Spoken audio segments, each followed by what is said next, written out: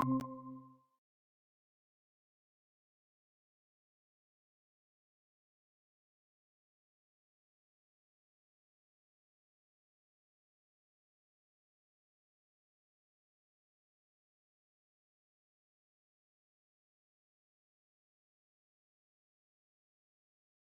marido enquanto ele estiver vivo, mas se ele morrer, ela estará livre da lei que a liga ao marido. De modo que, se ela viver com outro homem enquanto o marido estiver vivo, ela será chamada de adúltera. Mas, se o marido morrer, ela estará legalmente livre e não cometerá adultério se casar com outro homem. O mesmo acontece com vocês, meus irmãos. Do ponto de vista da lei, vocês também já morreram, pois são parte do corpo de Cristo. E agora pertencem a Ele, que foi ressuscitado para que nós possamos viver uma vida útil no serviço de Deus. Pois, quando vivíamos de acordo com a nossa natureza humana, os maus desejos despertados pela lei agiam em todo o nosso ser e nos levavam para a morte. Porém, agora estamos livres da lei porque já morremos para aquilo que nos mantinha prisioneiros. Por isso somos livres para servir a Deus, não da maneira antiga, obedecendo à lei escrita, mas da maneira nova, obedecendo ao Espírito de Deus. O que vamos dizer então? Que a própria lei é pecado? É claro que não.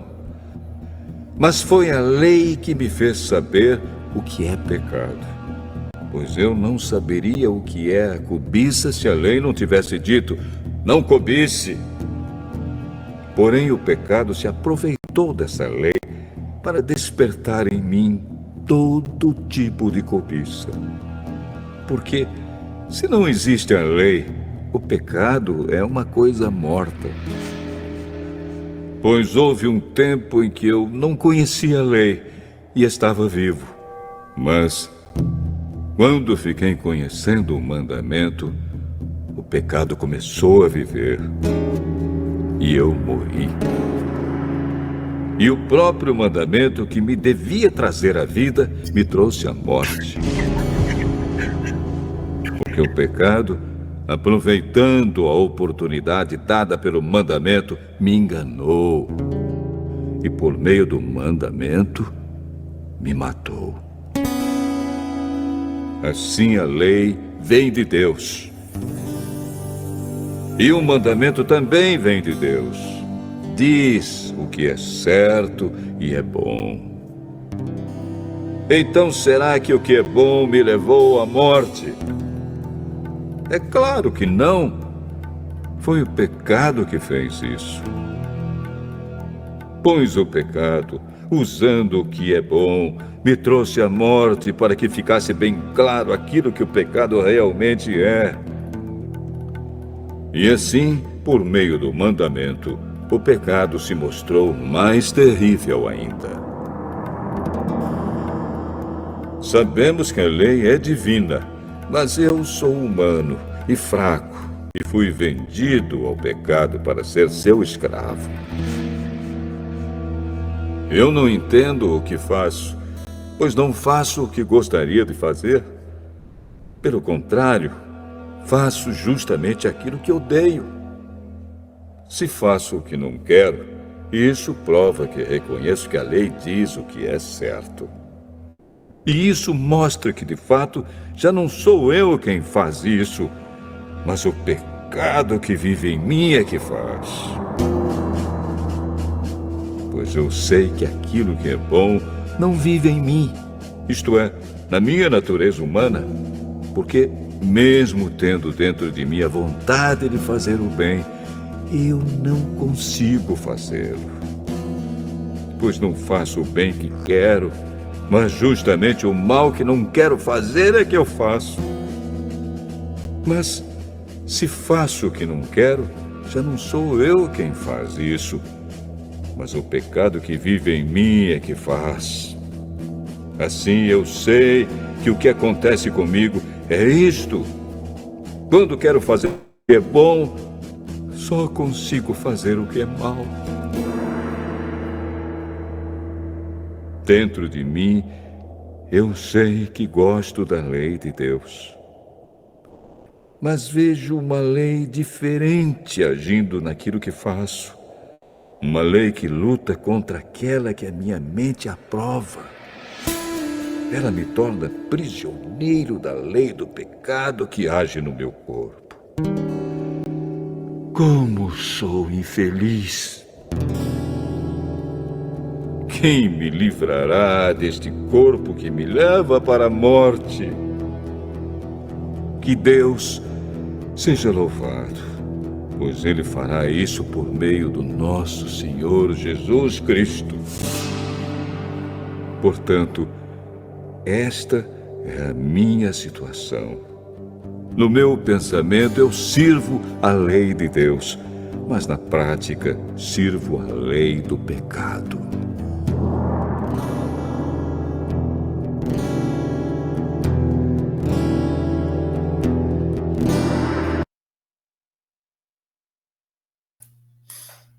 Bom dia, irmãos, graça e paz.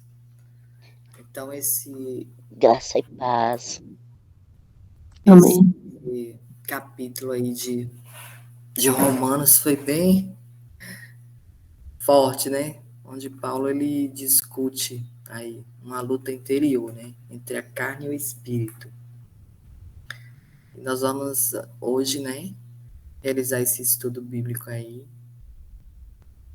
destacando os principais pontos, né?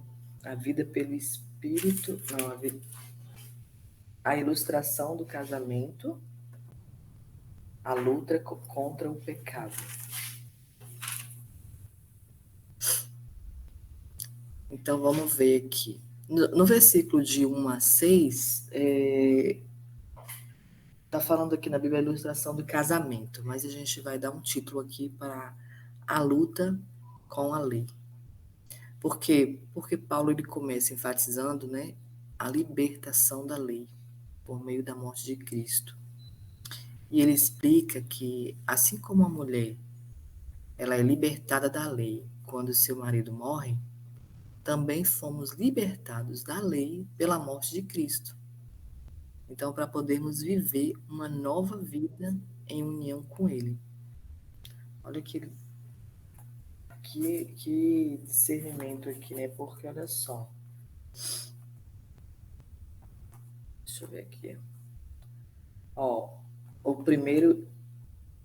Acaso vocês não sabem que a lei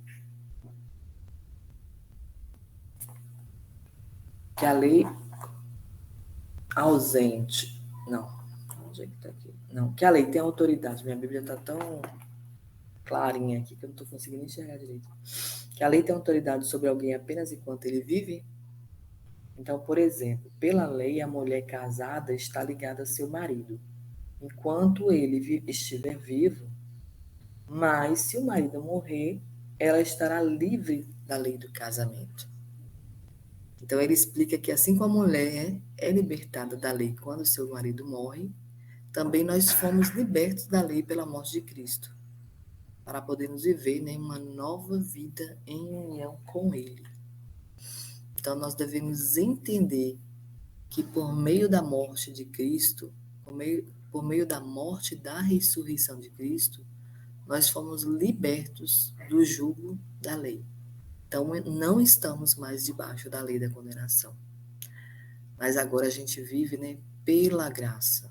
Nós vivemos pela graça e pelo Espírito. Devemos buscar viver em liberdade, né? Nós somos livres agora. Devemos viver em liberdade, confiando na obra de Cristo, em vez de depender das nossas próprias obras para obter a salvação. Então, existe aqui, né, uma luta contra a lei, né? Paulo, ele discutindo isso aqui, mas por Cristo, né?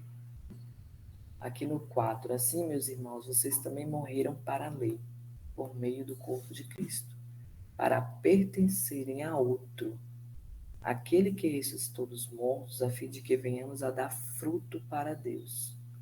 Pois quando éramos controlados pela carne, as paixões pecaminosas despertadas pela lei atuavam em nosso corpo, de forma que dávamos fruto para a morte. Mas agora nós morremos para aquilo que antes nos prendia. Nós fomos libertados da lei, para que sirvamos conforme o novo modo do Espírito, e não segundo a velha forma da lei escrita. Então, a lei, ela é um jugo, né, muito pesado. Jesus, ele já veio, né, ele já morreu por nós. Nós não estamos mais debaixo dessa lei. Agora nós vivemos pela graça. E o tópico 2 aí fala a luta contra o pecado, né? Ou seja, a batalha entre a carne e o espírito. Paulo, ele descreve a luta interior que ele mesmo enfrentava, né? Entre a vontade de fazer o bem e a incapacidade de fazê-lo, por causa da presença do pecado em sua carne. Então ele expressa essa frustração, né, de querer fazer o bem, mas se vendo constantemente falhando. Porque Paulo nessa época, ele ainda queria viver debaixo da lei, né? Apesar de que Paulo aqui, ele conheceu Jesus praticamente depois que Jesus morreu, né? Mas ele ainda não entendia, nessa época, que ele não entendia que Jesus, ele morreu por nós, né? Que através da obra redentora de Cristo na cruz, nós fomos libertos dessa lei. Nessa época que ele ainda não entendia, e ainda tem gente ainda até hoje, né?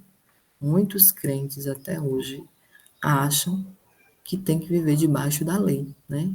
Jesus, ele veio, né, ao mundo, ele cumpriu toda a lei. Por quê? Porque ele era Deus.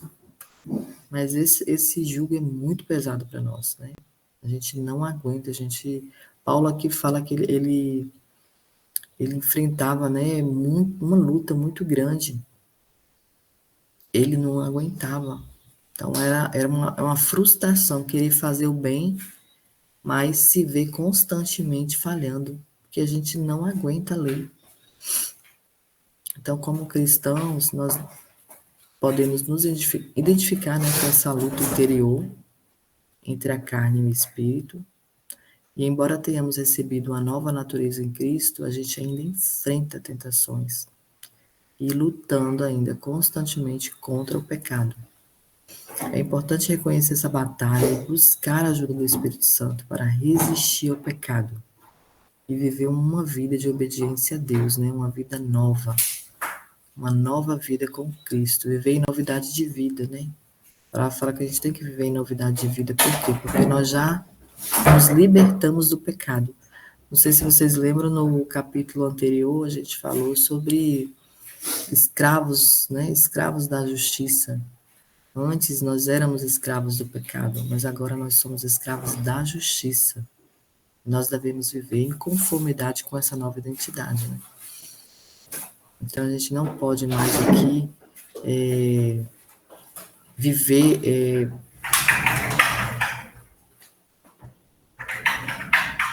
Hoje eu mudei de lugar aqui porque meu pai tá aqui, gente. Meu pai saiu da UTI, graças a Deus, já tá em casa. Aí ele tá no quarto que eu faço a devocional. Então, como cristãos, nós podemos, né, nos identificar com essa luta de Paulo, né, com a luta interior entre a carne e o espírito, mas nós temos que receber a nova natureza em Cristo, porque ainda enfrentamos lutas e tentações, mas glória a Deus, né, que nós temos o Espírito Santo que nos ajuda a resistir ao pecado e nos ajuda a viver uma vida de obediência a Deus. E o terceiro tópico aí fala da vitória em Cristo, que é do versículo 24 ao 25. E Paulo, ele conclui, né, esse capítulo dizendo que, expressando, né, a gratidão dele a Deus pela libertação por meio de Jesus Cristo. Ele reconhece que mesmo enfrentando a luta contra o pecado, a nossa esperança está em Cristo, que é capaz de nos libertar completamente. Então nós devemos lembrar, né, que a vitória sobre a luta, né, entre a carne e o espírito está em Cristo. Quem é que nos dá a vitória? Quem nos dá a vitória é Cristo. Então a nossa salvação e transformação são realizadas por meio dele, não há outro caminho, não há outro meio. Nós devemos depender totalmente da graça de Deus e buscar uma relação profunda com ele. A gente deve confiar, né, em sua capacidade de nos fortalecer todos os dias e nos conduzir em santidade. Jesus, na Bíblia fala que obediência quero e não sacrifício, né? Mas ele quer santidade. Ele requer que nós busquemos essa santidade, né? Então, esse capítulo 7 de Romanos, ele nos lembra da luta interior, né? Que nós, como os cristãos, nós enfrentamos, mas também nos aponta para a vitória que temos em Jesus, né? Jesus, ele nos deu a vitória completa lá na cruz. Hoje já não precisamos mais viver debaixo da lei. A gente pode viver na graça, sobre a graça. A gente pode escolher, né? Ou viver debaixo da lei, que a gente vai viver com um fardo pesado aí, né? Puxando esse fardo a vida inteira, ou viver na graça, né? Confiando na graça de Deus. Qual que nós preferimos? Viver em liberdade da lei ou confiar na graça de Deus, né? Então a gente deve reconhecer a batalha entre a carne e o espírito e buscar sempre a ajuda do Espírito Santo, né? Só ele para nos resistir, para nos ajudar a resistir ao pecado. E acima de tudo, nós também devemos encontrar esperança e vitória em Jesus Cristo. Só através dele nós podemos ter essa vitória, né? De podermos levantar diariamente, sabendo que a graça e a misericórdia dele está sobre nossas vidas, é renovada sobre nossas vidas todas as manhãs. Todas as manhãs o Senhor renova as bênçãos dele, né? A graça, a misericórdia. Então, o que passou ontem, né? O pecado que eu fiz ontem, o pecado que eu cometi ontem, já não tem mais valor para Cristo, porque hoje ele já renovou. Ele já renovou a graça e a misericórdia. Então eu não preciso, claro que eu tenho que me arrepender do que eu fiz, né? Mas hoje eu já tenho uma nova chance, né? Uma nova chance de viver em novidade de vida. O Senhor me deu uma nova chance hoje para poder fazer tudo diferente, para poder experimentar, né? A graça do Senhor sobre a minha vida, sobre a sua vida. Então é isso hoje, né? Esse estudo bíblico, que ele nos motive, né, a buscar uma relação mais profunda com Deus, confiar, né, totalmente na graça dele, depender totalmente, né, do poder do Espírito Santo e viver uma vida, né, de obediência, de santidade, sabendo que pelas nossas mãos a gente não pode nada, né? Pelo nosso braço, né, a gente não tem como. Não tem como eu viver confiando aí na lei, né? Querendo obedecer uma lei, sendo que Jesus ele já veio, já me deu a graça dele. Eu posso viver pela graça do Senhor Jesus. A graça e a misericórdia dele. Depender totalmente dessa graça maravilhosa que Jesus tem para mim. Amém? Alguém quer comentar algum versículo? Só comentar aqui uma analogia aqui que a Joyce Meyer faz na Bíblia dela, que ela fala sobre, ela faz uma analogia de salário e presente, né, com a questão da lei da graça. Então ela fala qual que é a diferença de um pagamento de salário e um presente. E ela fala que o pagamento, você pode conquistar o pagamento de seu salário, mas o presente você recebe, né? E aqui em Romanos, ele ensina que o pagamento é uma consequência inevitável que recebemos. E por causa do nosso pecado, é a morte, né? Então, o pagamento ali do pecado é a morte. E que alívio a gente saber, né? Como é bom a gente saber que Deus oferece a cada um o dom, oferece a cada pessoa o dom, que é algo que a gente não pode conquistar, da vida, né? Então, a gente recebe o dom da vida, e é algo que a gente não podemos conquistar, né? A vida eterna com Jesus Cristo. E se você recebeu este dom, agradeça a Deus pela sua generosidade e graça. E se ainda não recebeu o dom, né, da vida eterna, então que a gente possa realmente pedir a Ele por isso, né? Então, só esse comentário aqui que eu achei bem interessante, né? Que é isso, é como um presente, né? Vem de graça. A gente não precisa fazer nada para merecer isso, né? Tem um comentário enorme aqui, deixa eu ver se eu leio. É tão grande, acho que se alguém quiser comentar alguma coisinha a mais.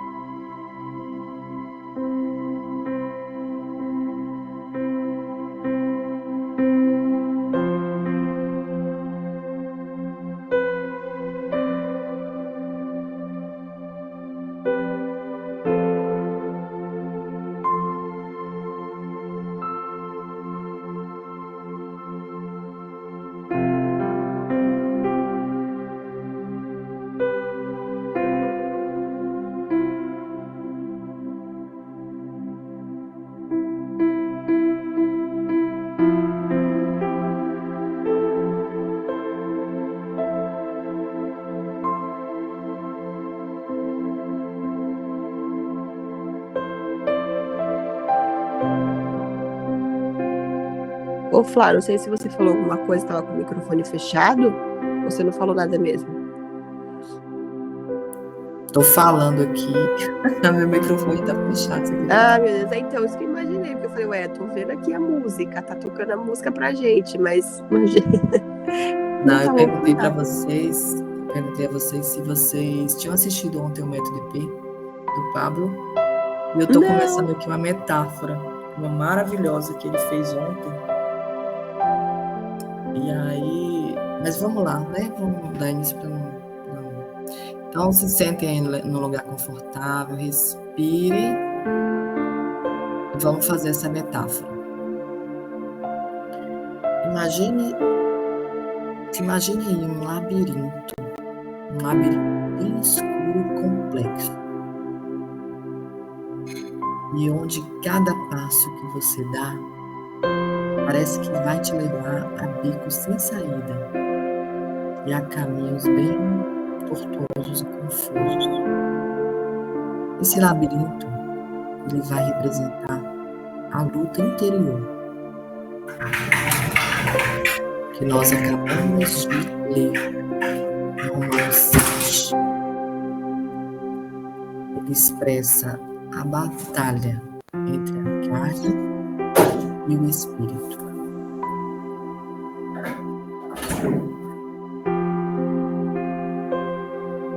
À medida que você percorre o labirinto, imagine aí esse labirinto, você andando nele. À medida que você percorre o labirinto, você encontra duas forças opostas, puxando você em direções diferentes. A carne, representada por sombras escuras e tentações, ela atrai você para caminhos de egoísmo, de orgulho, de pecado. E por outro lado, o Espírito Santo de Deus, ele é representado por uma luz bem brilhante, bem suave. E ela guia você em direção à verdade, à retidão e à obediência a Deus. E você sente a tensão dentro de si enquanto tenta navegar pelos corredores desse labirinto. Há momentos em que você cede à tentação da carne, seguindo por caminhos que levam à culpa, à separação de Deus. E outras vezes, você escolhe seguir a luz do Espírito, encontrando caminhos que levam à paz, que levam à alegria e à Deus. No entanto, mesmo quando você tenta seguir o caminho do Espírito Santo, o seu ocasionalmente se vê preso em alguns becos sem saída, onde suas próprias forças não são suficientes para encontrar saída. E é nesses momentos que você se rende à graça de Deus, você reconhece sua total dependência dele. Então você clama por sua orientação, força, para encontrar o caminho certo. E à medida que você avança por esse labirinto, você percebe que a luta entre a carne e o espírito é uma jornada contínua. Você também entende que em meio a essa luta, você não está sozinho. Deus está sempre ao seu lado, segurando em suas mãos, pronto para guiá-lo e capacitar para superar todos os desafios que você encontrar pela frente. Essa metáfora, ela nos mostra, essa metáfora do labirinto nos lembra que a luta interior, ela é uma realidade para todos nós. Mas embora a gente enfrente tentações e lutas, a gente também, nós lutamos contra o pecado. Nós temos a luz, uma luz, do Espírito Santo para nos guiar. Nós temos a graça de Deus para nos fortalecer. E devemos depender dele em todos os momentos, buscando sempre sua sabedoria, buscando o poder de Deus para nos ajudar a escolher o caminho certo, o caminho da obediência e da vida abundante em Cristo. Nós temos diariamente a decisão que hoje você busque a direção, a orientação do Espírito Santo. Diariamente você busca essa direção. Se renda à graça de Deus, confia nele, confia no seu poder para superar as lutas anteriores e você viver uma vida que honra Deus em todas as áreas da sua vida. O Senhor é contigo, o Senhor estará ao seu lado, ele segura as suas mãos e ele te direciona em todos os seus caminhos. Respira, vai abrindo os olhos.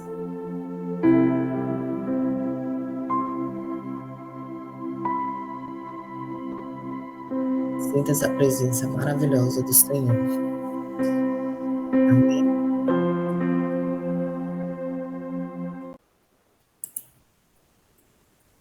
Que Deus nos abençoe, nos dê um dia de vitória, de bênção. Você pode orar aí, Cris? Bom dia, amados. Sim, com certeza. Bom dia. Aleluia. Bom dia, Cleide.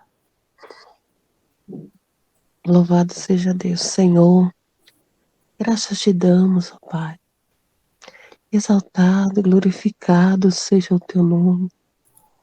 Seja exaltado entre as nações. Obrigada. Que venha sobre nós, Senhor, as tuas misericórdias, porque elas são a causa de não sermos consumidos nesse dia. Vai de encontro, Senhor, a cada necessidade de cada coração nesse dia. Vai de encontro a cada desejo, a cada um, Senhor, a cada lar representado nesse dia. Que ao iniciar essa semana, Senhor, nós venhamos, ó Pai, estarmos, ó Pai, diante da Tua presença mais e mais, Senhor. Obrigado pela Tua palavra, que ela venha cada dia mais se renovar em nós. Que nós venhamos, Pai, entender e estar diante da Tua presença, buscando mais e mais desta água viva. Nós queremos te agradecer, Senhor, por tudo que és e há de fazer. Nós recebemos mais de Ti, Senhor, nesta manhã. Vá de encontro, Senhor, a cada família aqui representada, Senhor, em nome do Senhor Jesus Cristo. Vai brindando, vai cuidando, vai dando os livramentos, vai cuidando dos seus familiares, em nome do Senhor Jesus Cristo. Livra, Senhor, de toda seta. Livra, Senhor, aqueles que já estão nos seus trabalhos, aqueles que irão, Senhor. Entra com providência, meu Pai, em todas as áreas que eles necessitam, porque só Tu és o Deus que sabe a sua necessidade. Fica conosco para sempre, nos guarda, nos protege, nos fortalece, Senhor, em nome de Jesus. Nos dá um dia, Senhor, que nós venhamos glorificar o Teu nome para sempre. Eu te peço, te agradeço, em nome do Senhor Jesus Cristo. Amém, amém, amém, Jesus. Glória a Deus. Amém, Jesus. Que Deus nos Amém. abençoe.